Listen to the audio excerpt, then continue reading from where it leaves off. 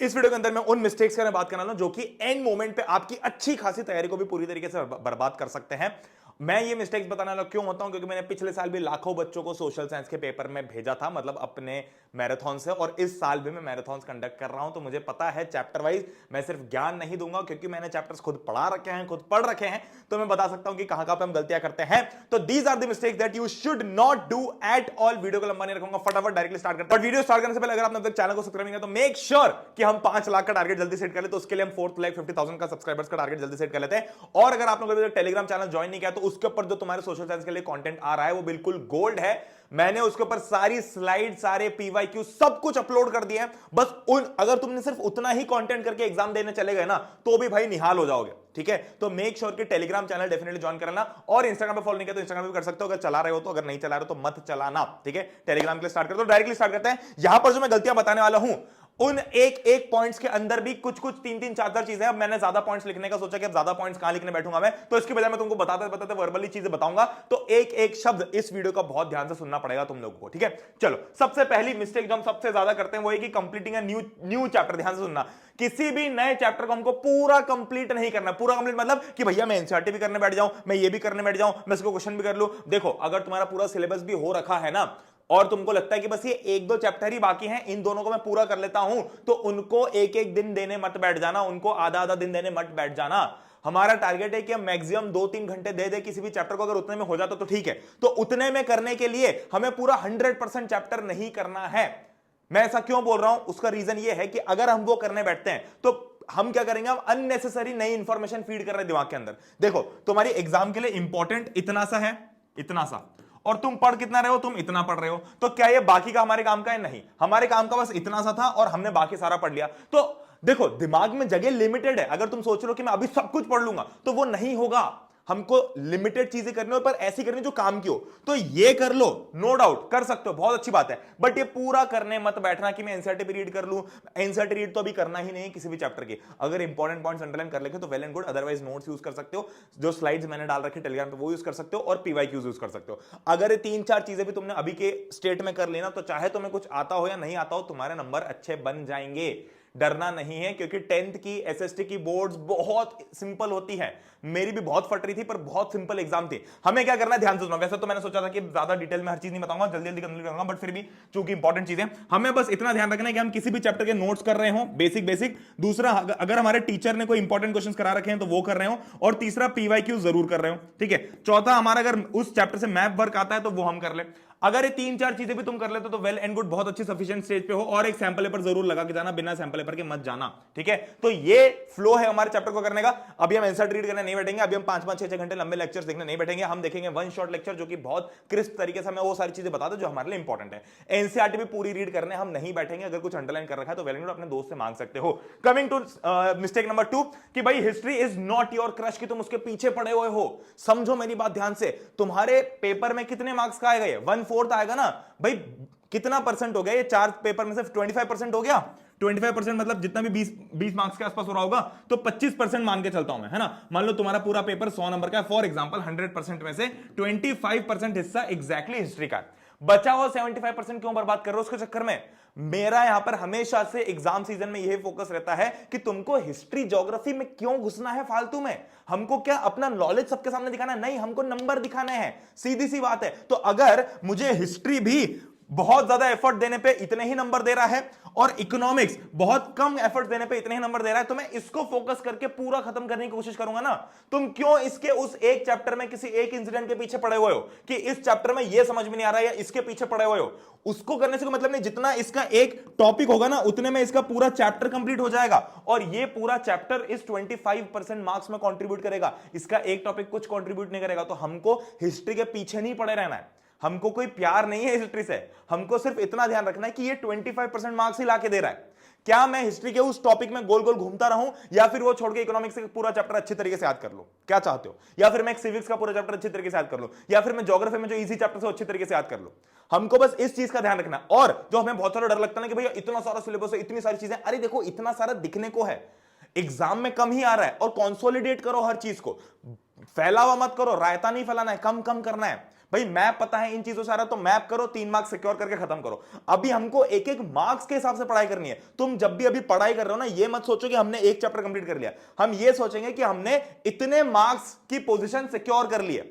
मान लो कि 20 मार्क्स का तुम्हारा हिस्ट्री है फॉर एग्जाम्पल, और मान लो कि इसमें 4 चैप्टर्स है, मुझे पता है 4 नहीं है, मैं पढ़ाता हूं, ठीक है, तो मुझे मत बोलना कि ये कम है ज्यादा है, मान लो चलो 5 चैप्टर्स है, हर चैप्टर है 4 मार्क्स का। तो जब भी तुम एक चैप्टर कंप्लीट करो ना, तो ये मत सोचो कि तुमने एक चैप्टर कंप्लीट कर लिया, तुमने ऑलमोस्ट 4 मार्क्स की पोजीशन सिक्योर कर ली। ये +-1 हो सकता है, बट फिर भी तुमने 4-5 मार्क्स की पोजीशन सिक्योर कर लिया। जब हम इस मेंटालिटी से कर रहे होंगे ना, तो हमको पता चलेगा कि वो जो 80, 90, 100 जो भी हमारा टारगेट है, उसके हम कितने नजदीक पहुंचते जा रहे हैं। ठीक है, चलो अगला कि भाई हमें शॉर्ट और फैक्चुअल स्टफ पे बार बार रिविजिट नहीं करना है कि अरे यार मुझे ये डेट याद नहीं हो रही कि 1919 में क्या हुआ था, वो डेट याद नहीं हो रही, वो इंसिडेंट याद नहीं हो रहा, उस पे बार बार रिविजिट करने से कोई मतलब नहीं है। जो चीजें हमें याद करने वाली है ना, वो याद नहीं होंगी, उनको रिवाइज करते रहना पड़ेगा। तो उसका क्या सोल्यूशन है? तुम्हें अगर लग रहा हो कि भैया अब मेरे पास इतना टाइम नहीं कि मैं 1-2 घंटे आपकी बात सुनने के लिए लगाऊं, पर अगर तुम वो कर लेते हो ना, तुम अपना टाइम ही सेव कर रहे हो। तुम क्या करोगे, एक ही चीज को 10 बार करोगे और उसमें 1 घंटा वेस्ट कर दोगे और फिर भी वो नहीं आएगी।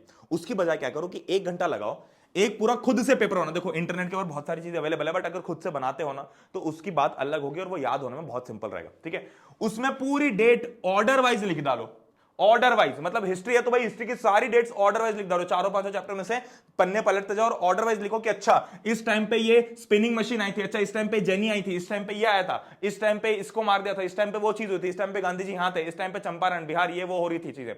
वो पूरी एक लिस्ट बनाओ, उसको रोज सुबह अगर तुमने 30 से 40 मिनट भी रिवाइज कर लिया, मुश्किल से 30-40 मिनट लगेंगे, तो this will complete this task.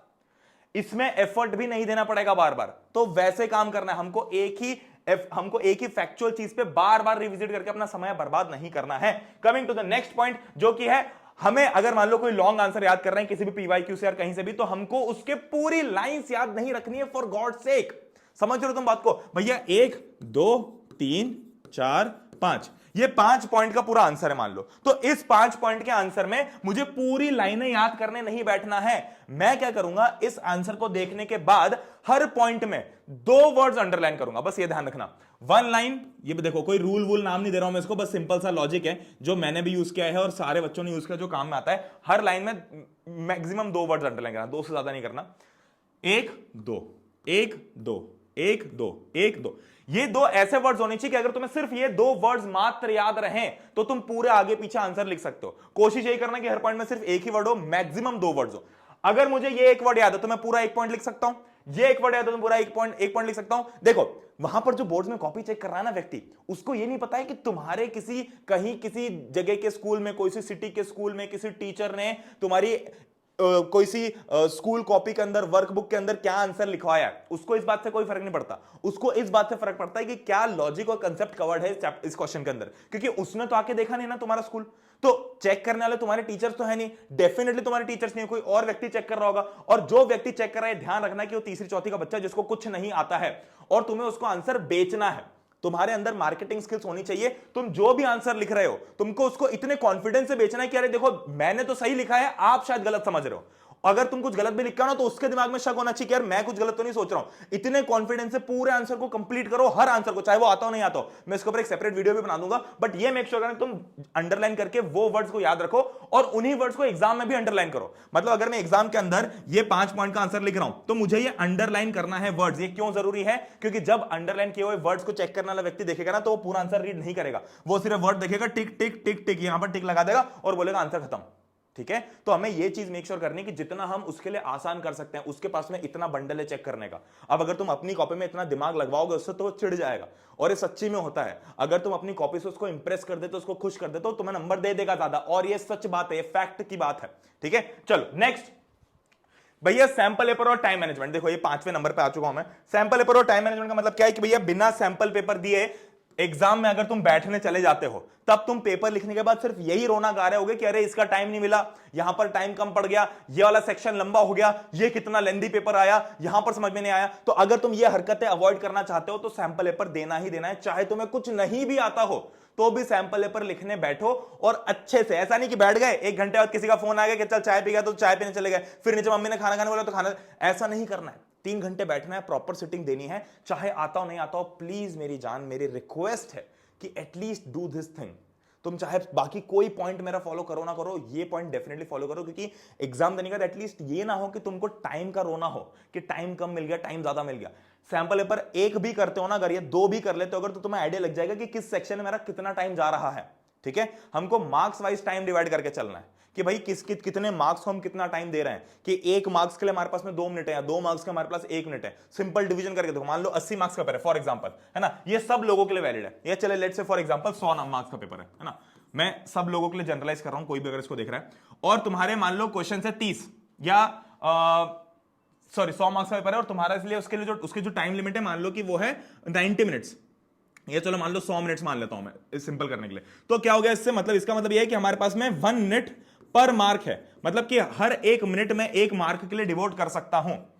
अगर मैं 5 मिनट लगा रहा हूं और उससे मुझे आने वाले नंबर हैं सिर्फ 1, तो वो मेरा टाइम वेस्ट है, मुझे वहां पर टाइम अवॉइड करना है। ठीक है, चलो, तो ये चीज मेक श्योर करना कि हम ये चीजें सैंपल पेपर से ही प्रैक्टिस हो सकती है, और टाइम मैनेजमेंट उसी से पता चलेगा कि कौन सा सेट पहले करना है। देखो मेरी अगर रिकमेंडेशन मानो तो ना, मैं क्या करता कि मैं उल्टे से स्टार्ट करता, क्योंकि कई बार क्या होता है जोश जोश में हम ना जब स्टार्ट करते पेपर, तो हम क्या करते हैं धीरे धीरे सुंदर सुंदर हैंडराइटिंग लिखने के चक्कर में जो 1 मार्क्स का सवाल होता है ना, उसको भी पूरी लाइन भर भर के शांति से लिखते हैं, और इस 1 मार्क्स को बचाने के लिए हम 3-4 मिनट वेस्ट कर देते हैं। हमको जब पेपर स्टार्ट होता है तभी रियलाइज नहीं होता है 3-4 मिनट की इंपॉर्टेंस क्या है, हमको लास्ट में रियलाइज होता है जब हमको पता चलता है अरे 4-5 क्वेश्चंस बचे और मेरे पास में सिर्फ 10 मिनट है, तो वहां पर दिक्कत आती है। तो इसीलिए हम ट्राई करेंगे कि जहां पर ज्यादा मार्क्स स्कोर हो रहे हो हम वो चीजें पहले करें। Coming to the next point, जो कि है कि अब जो हमको नहीं आता है उसका क्या करना है भैया, वो हम पढ़े या नहीं पढ़े, तो ये डिपेंड करता है आपके एग्जाम कब है उसके ऊपर। अगर मान लो कि जब तुम्हारी एग्जाम है लेट्स से फॉर एग्जांपल 15 को, है ना, 13 तारीख के बाद 13 की evening, this is the maximum time जहां पर तुम कोई नई चीज स्टार्ट कर सकते हो। 13 की इवनिंग के बाद और 14 का पूरा दिन हमें कुछ भी नया नहीं पढ़ना है। उसके पहले तुम पढ़ सकते हो डिपेंडिंग ऑन कि तुम्हारे पास में अगला पेपर कौन सा है, संस्कृत आईटी कहां कहां पे फंस रहा है, बट उसके अलावा अगर तुम यहां तक जो कर लेते हो वही तुम्हारा एंड है। इसके बाद हमको कुछ भी नया नहीं उठाना है, और अगर उठाते भी है ना हम, तो कोई चैप्टर को पूरा कंप्लीट नहीं करेंगे, हम सिर्फ उसके पीवाईक्यूज देखेंगे। भैया पीवाईक्यूज कहां से मिलेंगे भाई, तुम्हारे लिए मैंने टेलीग्राम पे फ्री में अपलोड कर रखे हैं। ये 20 क्वेश्चन है हर चैप्टर के, जो कि पिछले कई सालों में आते गए हैं। ठीक है, तो ये चीज मेक श्योर कर लेना। तो ये है सबसे ज्यादा इंपॉर्टेंट चीजें जो तुम फॉलो करते हो। ठीक है, अब इसी के साथ में हिस्ट्री की एक और चीज बताता हूं मैं तुमको, कि मैं एक हिस्ट्री की मैराथन लूंगा, जैसे मैंने अभी सिविक्स और ज्योग्राफी के लिए थी, 2.5 घंटे में पूरा सिविक्स पूरा ज्योग्राफी कंप्लीट कर देता हूं। जो इंपॉर्टेंट चीज है देखो, मैं ना तुम्हें पॉइंट वाइज एक एक चीज उतारने नहीं बैठूंगा, मैं बोलूंगा कि ये इंपॉर्टेंट है, ये याद करने वाली चीज है, याद कर लेना। मैं तुम्हें बोलूंगा कि ये इंपॉर्टेंट नहीं है इतना ज्यादा, तो हम उसको आगे बढ़ जाएंगे। जो चीज हमारे लिए इंपॉर्टेंट है और समझना इंपॉर्टेंट, क्योंकि मेरा काम समझाना है, मैं याद तो करवा नहीं सकता हूं तुम्हारे दिमाग के अंदर घुस के। तो जो भी मैराथन 7-7, 8-8 घंटे की होती है उसको तुम अभी अवॉइड करो, क्योंकि हमारे पास में भी 7-8 घंटे नहीं है। ठीक है, हमारे पास में क्या टाइम है कि हम 2-3 घंटे देख ले, और जो जो चीजें समझने वाली हो हम समझ लें उससे। बाकी जो याद करना है वो तो तुमको सेल्फ स्टडी पे खुद करना ही है। तुम उसके 8-10 घंटे किसी की मैराथन देखो और फिर 8-10 घंटे खुद की पढ़ाई में लगाओ, तो दोनों ही टाइम वेस्ट हो गया। इसके बदले में चाहे कोई भी हो, तुम अगर मेरी मैराथन देखना तो मेरी देख सकते हो, मैं ये गारंटी देता हूं कि मैं सिर्फ इंपॉर्टेंट चीजें कवर करवाऊंगा जिससे तुम्हारा समझना आसान हो जाए। तो ये है 9 मार्च 3 बजे, डिस्क्रिप्शन में लिंक मिल जाएगी, तो अभी से जाके वहां पर लाइक बटन दबा देना। और हम अगर यहां पर 10,000 लाइव व्यूअर्स का टारगेट हिट करते तो एक स्पेशल सरप्राइज तुम लोगों के लिए आएगा। ठीक है, चलो अगली चीज बतानी है कि ये 2 टाइप के वीडियोस में और लाने की कोशिश कर रहा हूं, कि हम एक तो ऐसा वीडियो बनाओ कि जहां पर हम किसी भी क्वेश्चन को अटेम्प्ट, भैया सब लोग बोलते हैं कि क्वेश्चन खाली नहीं छोड़ना, पर अगर खाली नहीं छोड़ो तो भरे क्या उसके अंदर, तो वो चीज मैं इस वीडियो के अंदर बताऊंगा कि अगर हमें कोई क्वेश्चन नहीं भी आता है तो उसको कैसे भरना है, और दूसरा कि रियल प्रेजेंटेशन कैसे रखना है, सोशल साइंस के अंदर प्रेजेंटेशन को पूरी तरीके से कैसे मेंटेन करके रखना है, ये दोनों चीजें बताऊंगा। और उसी के अपडेट्स के लिए अगर तुम लोगों ने इंस्टाग्राम और टेलीग्राम पे फॉलो नहीं किया तो मेक श्योर के कर लो। वीडियो ज्यादा लंबा नहीं रखना चाहता हूं, बस यही बताना चाहता हूं कि हमको ये गलतियां कतई नहीं करनी है। टाइम हमारे पास कम है, हमको फैलावा नहीं करना है, रायता नहीं फैलाना है, हमको चीजों को कम करके चलना है। हमको अगर समझ में आ रहा है कि ये फालतू में बड़ा टॉपिक है, दिमाग खराब करेगा, एक बार रीडिंग लगाओ, खत्म करो, याद करने मत बैठो। तुमको क्या फर्क पड़ जाएगा कि तुम्हें एक डेट एग्जाम के अंदर नहीं आएगी, है ना। कई बार क्या होता है ना कि हिस्ट्री की डेट होती है एक, उसको याद करने में लगता है 5 मिनट, उसी के बदले में इकोनॉमिक्स या सिविक्स का एक आंसर होता है 5 मार्क्स का, जो कि पूरा 5 मिनट में याद हो जाता है। तो क्या हम इस एक डेट के चक्कर में पूरे 5 मिनट वेस्ट कर दें, या फिर हम यहां पर 5 मार्क्स स्कोर कर सकते हैं और यहां पर 5 मिनट यूटिलाइज करें। हमको ये नहीं देखना है कि हम, क्योंकि एग्जाम का जब रिजल्ट आएगा ना उसमें हिस्ट्री, सिविक्स, ज्योग्राफी के अलग अलग मार्क्स नहीं होंगे, सोशल साइंस के एक ओवरऑल मार्क्स होंगे। ठीक है, और तुम इजीली स्कोर कर सकते हो। तो दैट बीइंग सेड, वीडियो को एंड करता हूं, ज्यादा लंबा नहीं करना चाहूंगा, मैं तुम लोगों का टाइम ज्यादा वेस्ट नहीं करना चाहता। हम लोग मिलते हैं नेक्स्ट सेशन के अंदर, नेक्स्ट वीडियो के अंदर। कल मैराथन होगी, जब भी तुम इस वीडियो को देख रहे हो 9 मार्च की मैराथन, तो वापस जाकर देख सकते हो, डिस्क्रिप्शन में लिंक मिल जाएगी। सिविक्स और ज्योग्राफी के लिंक मैं डिस्क्रिप्शन में दे दूंगा, और 10 मार्च को 3 बजे इकोनॉमिक्स की मैराथन आएगी। तो इसी के साथ में 6, 7, 9 और 10, ठीक है, ये मार्च में जो डेट्स हैं इनमें मैंने मैराथन कराई है 3-3 बजे रोज, तो हमारा पूरा सोशल साइंस का सिलेबस कंप्लीट करा था। तो हम लोग मिलते हैं कल के सेशन के अंदर, तब तक के लिए गुड बाय, टेक केयर, जय हिंद, वंदे मातरम, all the best and I love you all. Calm down, शांत रहो, ज्यादा डरो मत, हम सब कर लेंगे।